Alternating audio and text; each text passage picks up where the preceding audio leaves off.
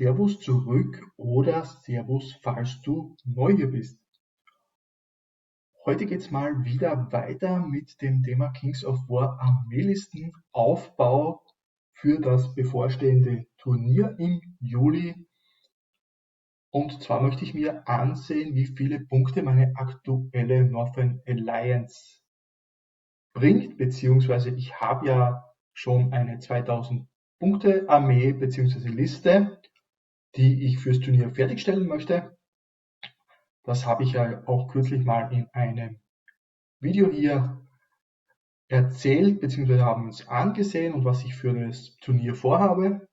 Und auf dieser Grundlage wollen wir uns heute die alte 2000 Punkte Armee hier mal zusammenstellen und schauen, wie viele Punkte das dann werden und ob sich das Ganze dann eignet für das 1995 Punkte Turnier im Juli.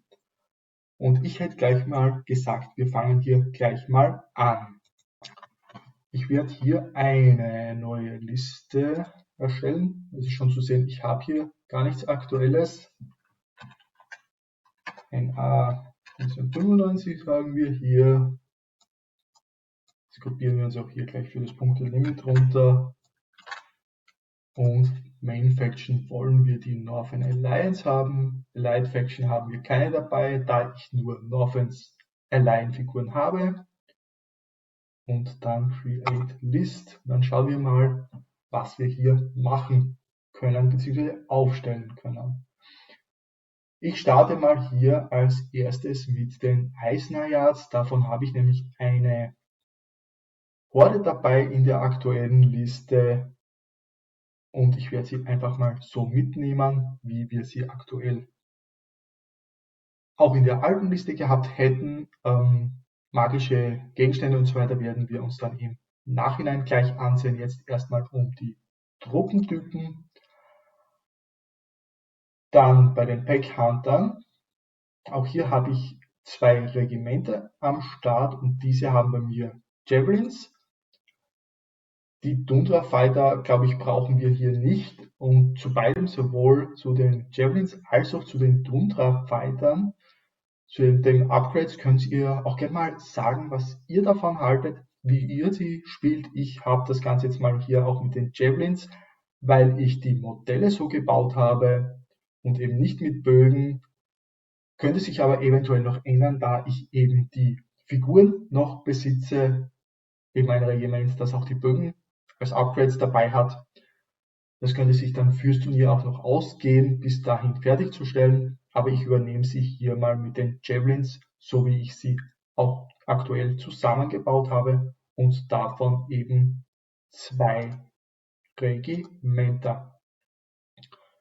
Und wie gesagt, Tundra Fighter finde ich hier kein vernünftiges Upgrade, daher lasse ich es mal weg, habe aber auch, seit es die Regel eben hier gibt, bei den Northern Alliance noch kein Spiel gemacht, also wüsste ich jetzt auch nicht, ob das vielleicht sinnvoll sein könnte. Generell, ich habe die Backhunter auch deswegen drinnen, weil sie mittlerweile eben unlockende Units sind, also damit man dann andere Einheiten freischaltet.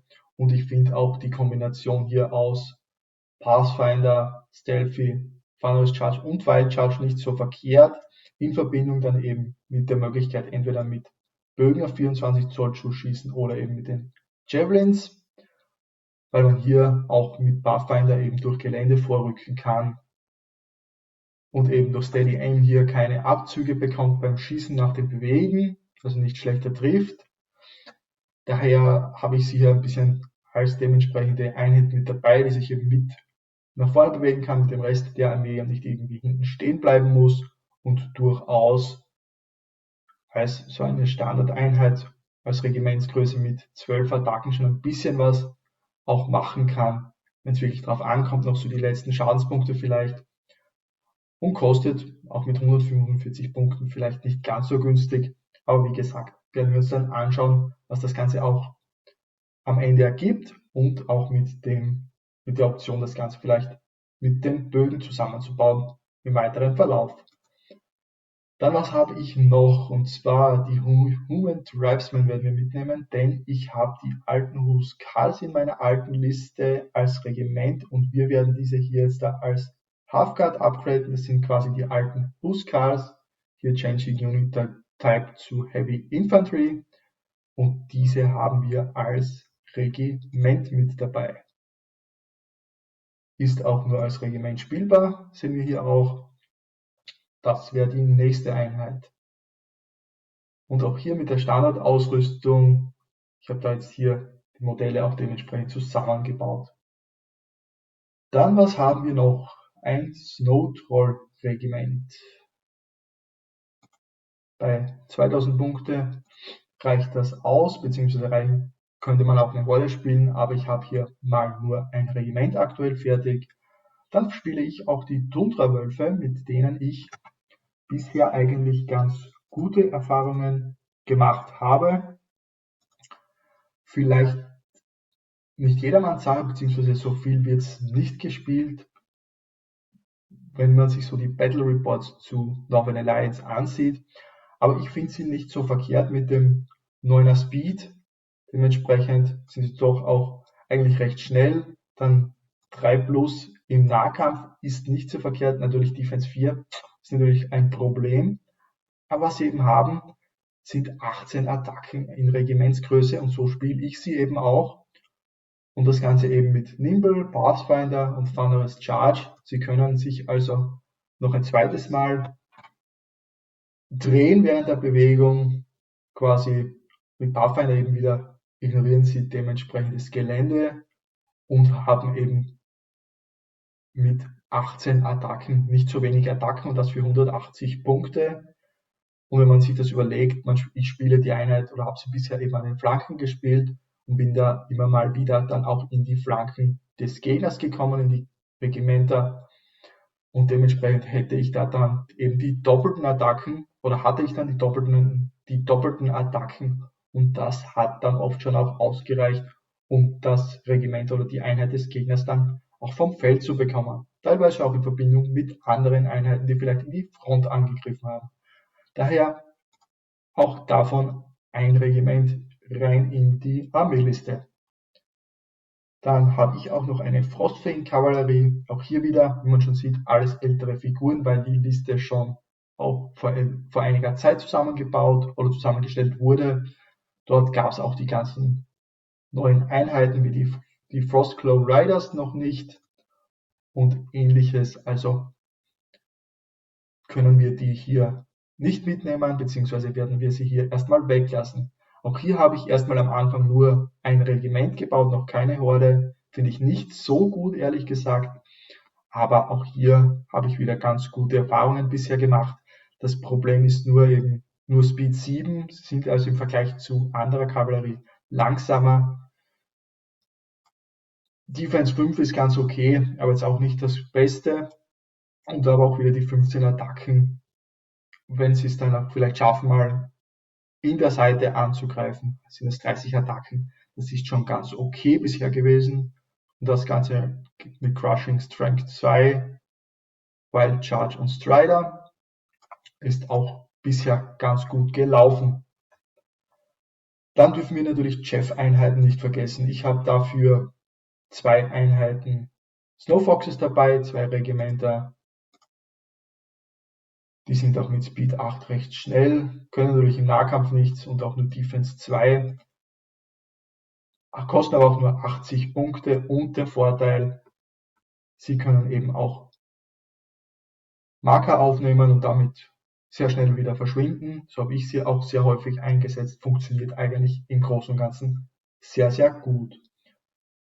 Dann was habe ich noch dabei? Eine Ice Queen zum Zaubern.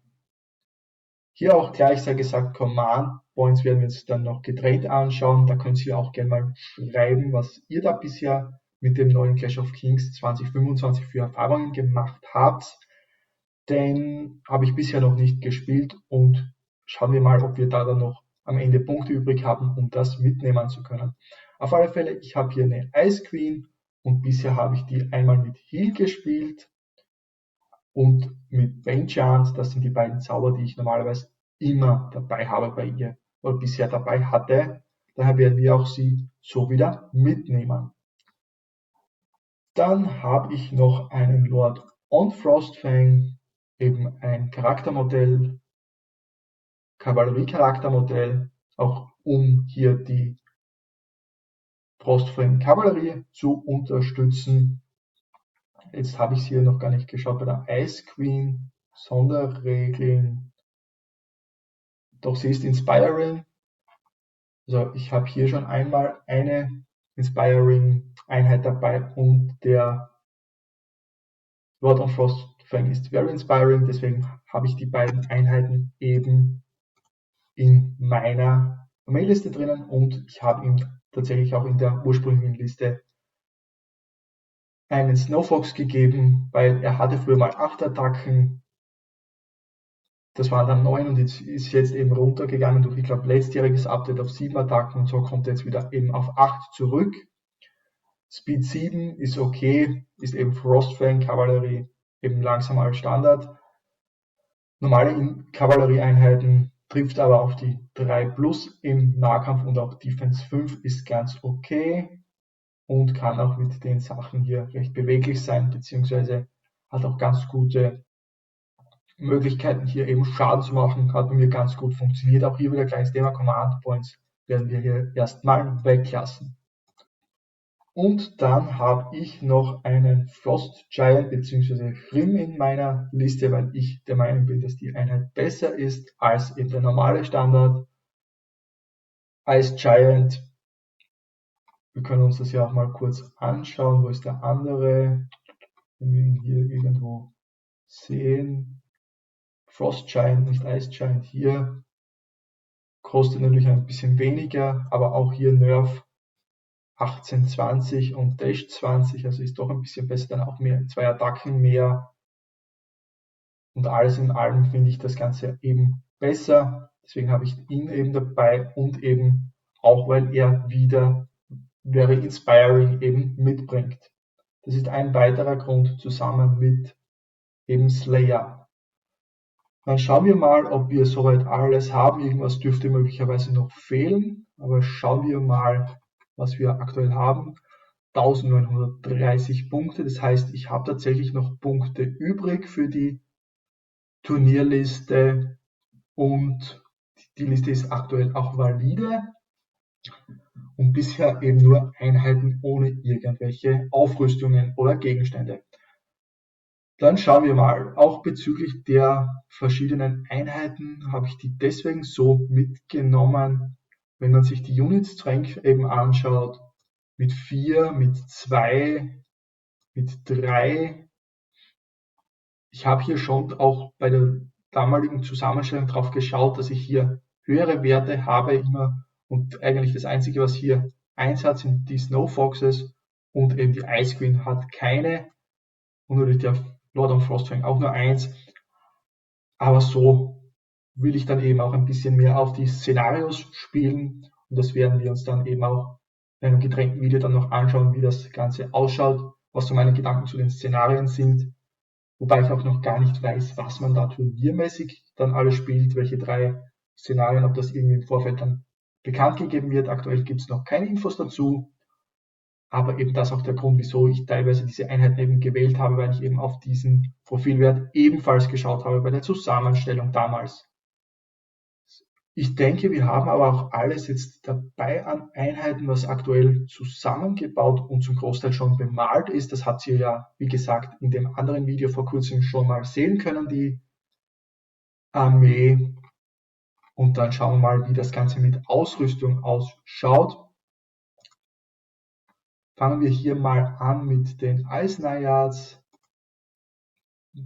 Artefakt, die haben von mir immer dabei gehabt, Hammer of Measured Force in den letzten beiden Jahren, weil sie damit eben immer auf die 4 plus verwunden. Dann bei den Backhuntern haben wir soweit kein Upgrade großartig dabei. Die Human Tribesmen, denen hatte ich immer irgendetwas gegeben gehabt, weiß ich jetzt aber auch nicht mehr genau was. Schauen wir uns aber dann an, falls uns noch Punkte übrig bleiben. Dann auf alle Fälle hatte ich bei den Snow Trolls etwas dabei, und zwar Chalice of Wrath, und bei der Frostfang Cavalry, ich glaube Brew of Strength oder so etwas, hatten die immer, oder Blade of Slashing. So hat das Ganze immer ausgesehen, und das war es dann, glaube ich, auch schon von den Ausrüstungen her. Bringt uns auf Total 12 Units und eine Unit Strength von insgesamt 23, was eigentlich gar nicht mal so verkehrt ist, und auch 3 Inspiring Units auf 2000 Punkte finde ich eigentlich ganz okay von dieser Zusammenstellung her, und bringt uns tatsächlich bereits auf die fertige Liste mit 1995 Punkten, ganz punktgenau. Also das wäre jetzt ungefähr die Liste, oder eigentlich ziemlich genau die Liste, die ich spielen könnte, spielen kann mit dem, was aktuell gebaut und gemalt ist. Das Einzige, was hier vielleicht, was eigentlich nur noch fehlt, bemaltechnisch, ist eben der Ice Giant. Alles andere wäre bemaltechnisch fertig und spielbar. Er ist auch schon bereits zusammengebaut, wie wir im anderen Video gesehen haben. Und somit können schon mal Testspiele gemacht werden. Und jetzt ist halt die Überlegung, und das Ganze mal auszuprobieren, ob diese Liste noch etwas taugt aktuell, weil was wir hier eben nicht dabei haben, sind jetzt irgendwelche Command Points, von denen ich auch noch gar nicht weiß, ob die überhaupt zum Einsatz kommen auf dem Turnier oder nicht verwendet werden. Und auch sonst neue Einheiten habe ich nicht dabei. Wie gesagt, die Tundra-Wölfe werden eigentlich überhaupt nicht gespielt. Ich habe sie immer dabei gehabt bisher, weil ich sie eben zusammengebaut und bemalt habe und auch gute Erfahrungen gemacht mit Speed 9 und den 18 Attacken. Das gleiche auch mit den Schneetrollen finde ich nicht ganz so gut, sowohl auch bei den Schneetrollen wie auch der Frostfang-Kavallerie, dass das jeweils nur Regimenter sind und keine Horden. Da stellt sich natürlich auch die Frage, ob man das vielleicht hier irgendwas austauscht und stattdessen möglicherweise irgendwie die neuen Frostglow Riders mitnimmt oder eventuell auch überlegt, hier die Javelins wieder rauszunehmen und stattdessen für die doppelte Reichweite eben Bögen mitzunehmen. Das könnt ihr mir aber auch alles gerne in die Kommentare schreiben, was ihr davon denkt, wie ihr die Liste findet und was man eurer Meinung nach vielleicht hier verändern könnte, anpassen könnte, um das Ganze noch weiter aufzubauen bzw. besser zu machen, auch was ihr zu den Ausrüstungsgegenständen findet, die ich hier bisher so verwendet habe. Und dann schauen wir uns mal das Ganze in nächster Zeit an, was die Armeeliste vielleicht weitergibt, wie sich die Liste eventuell verändert, weil wir haben ja, wie gesagt, bis zum Turnier noch ein bisschen Zeit, auch Neues eventuell zusammenzubauen und zu bemalen.